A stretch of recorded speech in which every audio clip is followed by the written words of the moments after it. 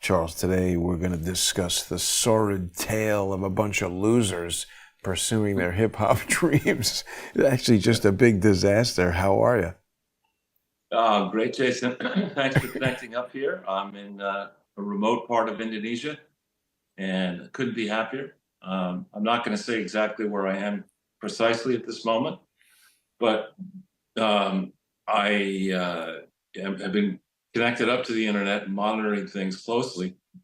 I was amazed to see that Kamala Harris actually had that idiot Lizzo, who's less of a fat Lizzo now. She's a slimmed down Lizzo. But to show up as she did, she's this certified moron. I'm talking now about Lizzo. I suppose you could also say the same is true about Kamala. But to pick this idiot to showcase a rally where before she gets to the rally, this idiot who's trying to excite the woke crowd showcases her private jet and then refers to her supporters as hoes and then says, look at this, and then at the rally says, we're going to turn America. What does she tell everybody here, Charles? Let's just hear what she says. This is how a bad bitch saves democracy. You hoes couldn't even spell democracy. Ha! Wow. Yeah, pretty insulting. Tells people he couldn't spell democracy as she gets into a jet. What a terrible person. But yeah, the point here is that first of all, we all understand, and as I think brought home in stark relief by who? By Sean P. Diddy Combs, who pranced around in white outfits at his white parties. The man's in prison. It's obvious that the industry, which has given her this private jet, is crooked as fuck. And she's getting up there to say that, if Kamala is elected president, she's going to turn the entire country into Detroit, which has 30% unemployment rate, soaring crime. What used to be a great city in the 50s is a disaster. And then think about letting this moron, Lizzo, at this critical moment. I mean, this is not exactly a normal week in a presidential campaign. This is where undecideds finally get off the fence. Yeah. And undecided voters looking at this, hearing the tales of how bad Detroit actually is with, gunfire putting your kids to sleep at night, businesses long gone. I mean, last time I was in Detroit, I want to say it was in the 1990s, and it was bad then. I mean, it's really bad now. Under one-party rule forever in the city, in this state. I'm amazed Trump hasn't made a commercial about this, just clipping her words. It was pretty stupid. I mean, I think there's an effort underway to kind of like revitalize Detroit, but it's one of those sort of famously failed American cities. What was Lizzo even getting at, that everything was going to be like Detroit? Well, I think she was, in theory, celebrating Detroit, but really she's celebrating the scam she's put out. I mean, her music is trash. Her physical appearance is trash. She obviously is close to being morbidly obese. I mean, and yet she's from nothing. She's got a private jet. She's passed close. You tell me how that worked. How that casting couch thing worked. It's ridiculous. It's a reinforced casting couch, Charles. They have cinder blocks underneath there. No, they go to that SpaceX place where they capture the rocket exactly. Coming back from Earth. Mechzilla to hold up Lizzo on the casting couch. Right. Now it could be the inside, the 20-somethings who are probably running what passes for Kamala Harris's campaign thought they could contrast Lizzo's attempt to celebrate Detroit with what Trump said to the Detroit Economic Club. Maybe that's what they were thinking. But this is this is kind of like Kamala Harris's video that she dialed into the Al Smith dinner, which somebody characterized, at the end of that video. It's horrible. I couldn't even watch the whole thing. At the end of the video, the reaction of the crowd supposedly was the same as what happens when somebody farts in church. I mean, it was It was stupid as hell.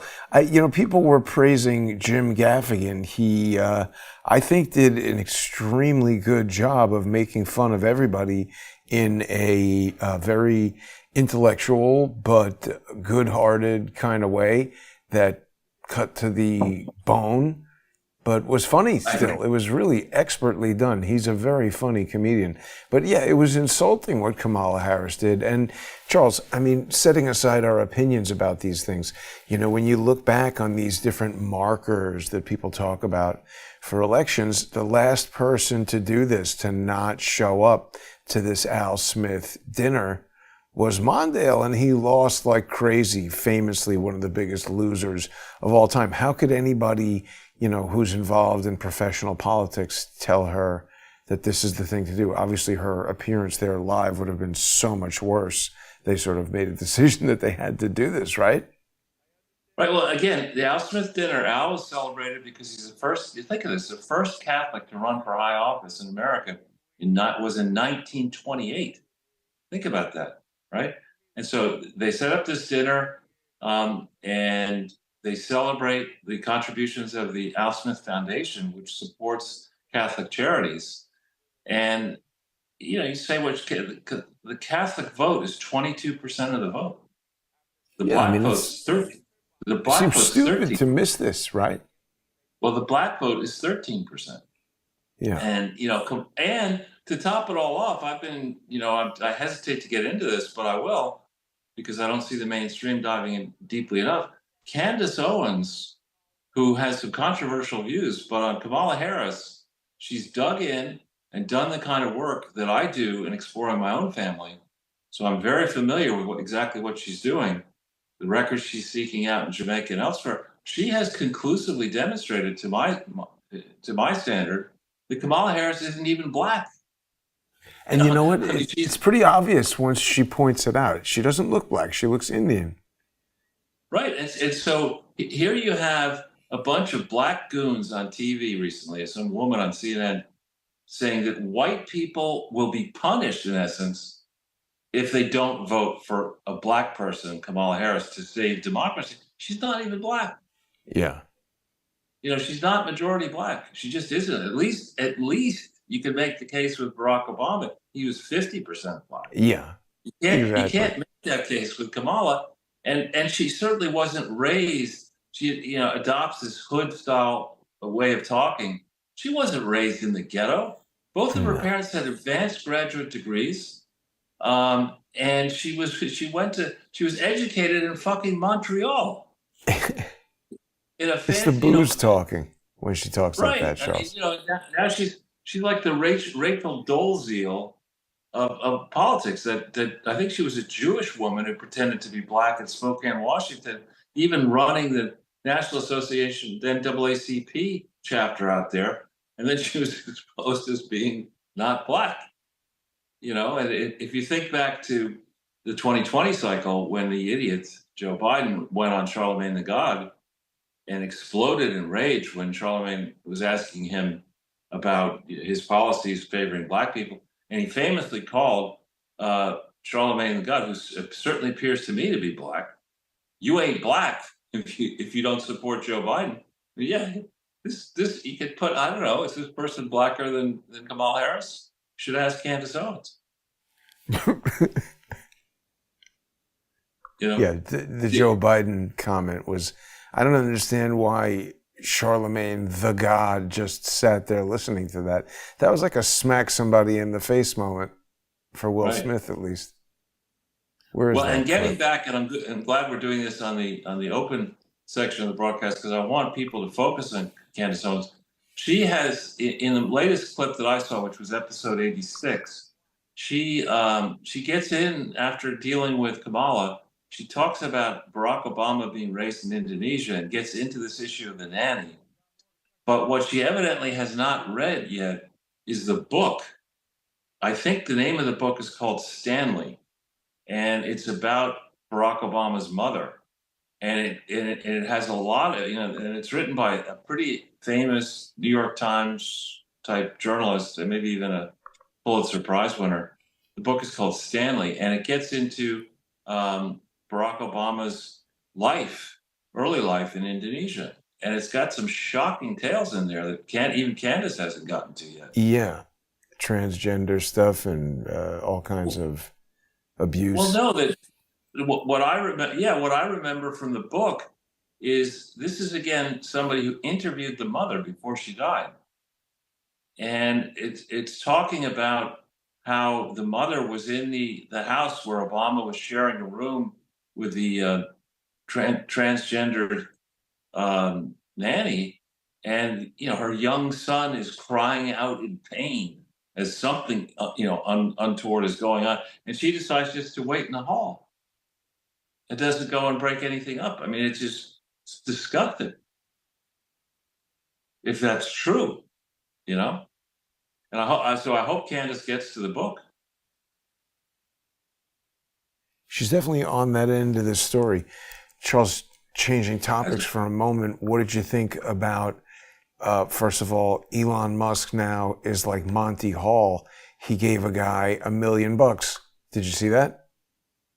He's doing it every day now until the election. That's crazy, isn't it?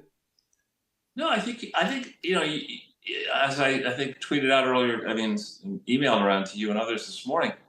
This is an election in which will decide whether you want the country to be led by Lizzo or by Musk. Right? I mean, the only jobs that Lizzo creates are in restaurants. No, she was paying people to insert things into strippers. There was a lawsuit. Right. It was just disgusting. And Musk has a personal life that's complicated, but look what he's doing. He's running how many different companies that he created himself with other venture capitalists and investors. I mean, Brown. He's not. No disrespect meant to a McDonald's owner. I mean, he's not just a franchisee of a McDonald's hamburger restaurant. I mean, this man is revolutionizing the way in which people across the planet live from bases inside the United States of America, which as his companies grow, will hire more and more engineers and talented people in high-paying jobs that will create export revenue that can help us pay down our debt. It's groundbreaking work. You want that? Or some fat slob, Lizzo with some fake black person, pretending to be black when she's grown up in a life of privilege and actually with all of that hasn't accomplished anything other than being a diversity hire. It was quite interesting to see Elon Musk interacting with people at these town halls.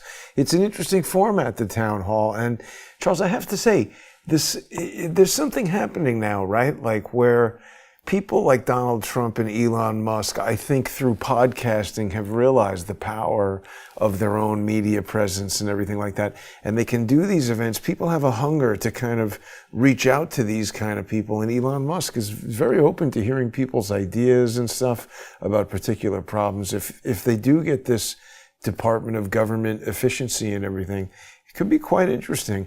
But speaking of McDonald's franchises, we have to talk about this. Donald Trump making French fries. It's classic. And well-dressed, to boot, wearing a signature red tie. How many times have you seen it?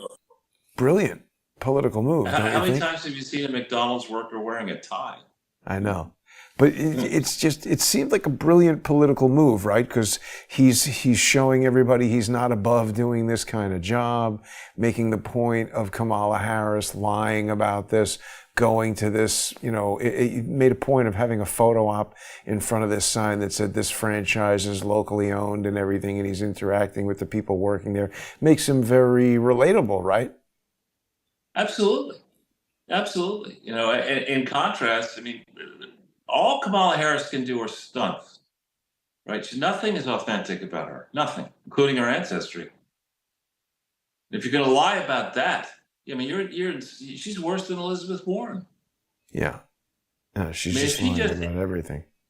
If it had been revealed to Joe Biden what Candace Owens now reveals with sources and records in Jamaica, if it had been known in 2020 that Kamala Harris was not actually majority black, would she have been selected VP? Because what Biden promised to do to that South Carolina moron representative is in exchange for the Democrats greasing the skid so that Biden could be the nominee, he would select a quote person of color. She's not a person of color. Well, but that she is. I mean, I think they would even say being Indian makes her a person of color. But of course, Donald Trump told us she became black.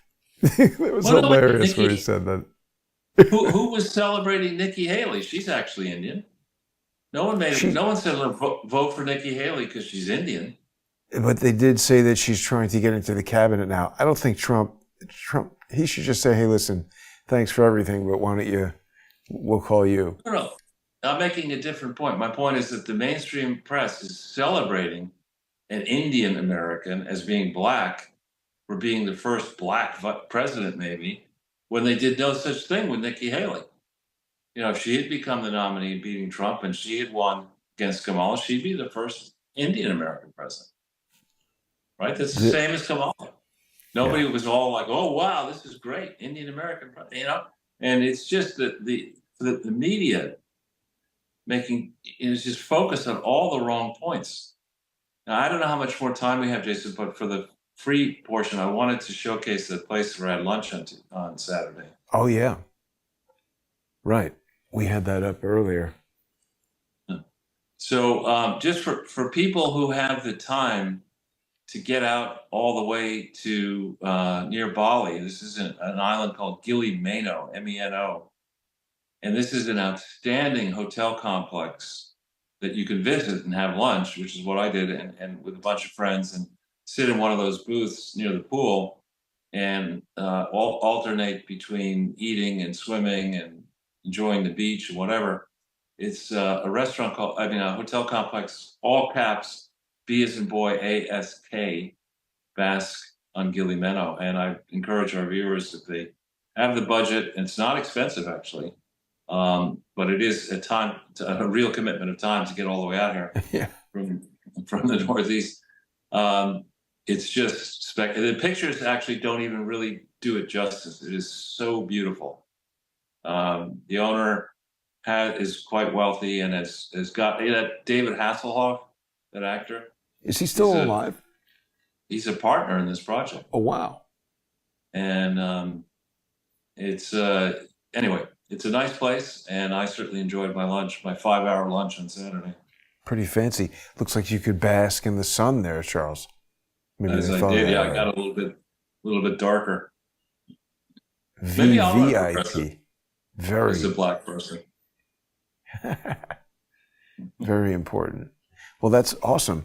That we still have plenty of time here, Charles. It's another about 7 minutes. People will be able to join us in the First Amendment Forum on Odyssey.com/@crowdsourcethetruth, crowdsourcethetruth.substack.com, and subscribestar.com, and patreon.com/crowdsourcethetruth. You got away just in time, Charles. A lot of crime going on in New York City. Yeah, it's tragic to see. I mean, especially it's not as if this wasn't easy to see in advance. What's this? I actually wasn't trying to look at that, but it is rather distracting, isn't it? Let's see what it says. This is the New York Post reporting on Cheryl Hines breaks her silence on RFK Jr. marriage after Olivia Nuzzi sexting scandal. Lots of emotions. But I think Nuzzi was just sending him crap that he was trying to just get interviewed, and she was doing the inappropriate sexting. I think Cheryl Hines revealed she is writing a book. Oh my God, they have so many ads on here now, Charles. It's crazy making. There we go. Mm-hmm. She's writing a book about the rumors she and her husband, Robert F. Kennedy Jr., have dealt with amid his alleged sexting scandal with political reporter Olivia Nuzzi. Lots of emotions with rumors. Yeah, no, I think this is all rumors. It'll all be in my book. That's smart of her to make money from this. I think her name is pronounced Olivia Nutzy. Yeah, exactly. She's completely nuts. She's an attention hog. There are other moments in her sordid history where she's played all kinds of dirty tricks. This has gotten her name splattered across the internet again. Broke up her engagement with her reporter, I think. Ryan Lizzie Lizzo. Or Lizzo. Lizzie? Lizzo. Lizzo, yeah. You should get together with Lizzo. That would be a killer combo. Oh. Ryan, Lizzo. She should just eat him. Maybe she did. But the thing that's weird is that guy, Ryan Lizzo, he was sued a lot by Stephen Biss. I don't know what the deal is with this guy. Yeah. Yeah, he was engaged to this girl. He's from Dix Hills. All the other dicks. Mm-hmm. RFK Jr. told Olivia Nuzzi that he wanted to impregnate her. What? No, he didn't. I doubt it. No, he didn't. The part of it that I saw was him like, hey, okay, we can do an interview, and her like sending pictures in her underwear in response to that.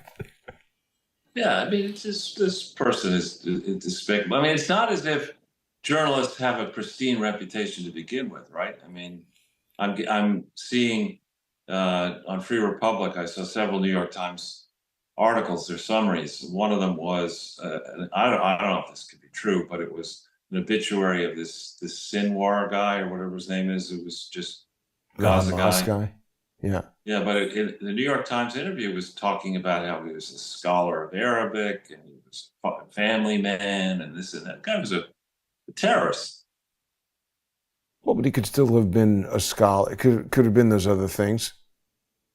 I don't know. I mean, he was the mastermind of the October 7th despicable exercise to rape and murder and still keep hostages.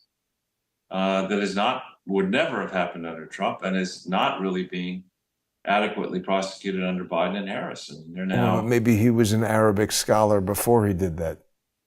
Right, but I mean, that's like saying that Adolf Hitler was at one point he painted watercolors. I mean, yeah, right, avid gardener.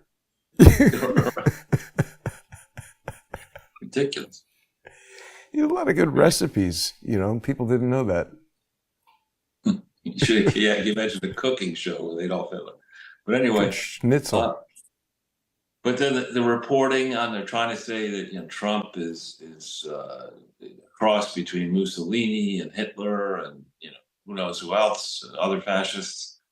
I mean, the thing I don't understand, I actually suspect this will happen in the closing week. Joe Biden, and the people around Joe Biden, have put more than 500 people in prison under false pretenses over this January 6th stunt, which I think we're going to find out after Trump wins. When the truth really comes out, we're going to find out that this was after Trump, in theory, lost in 2020.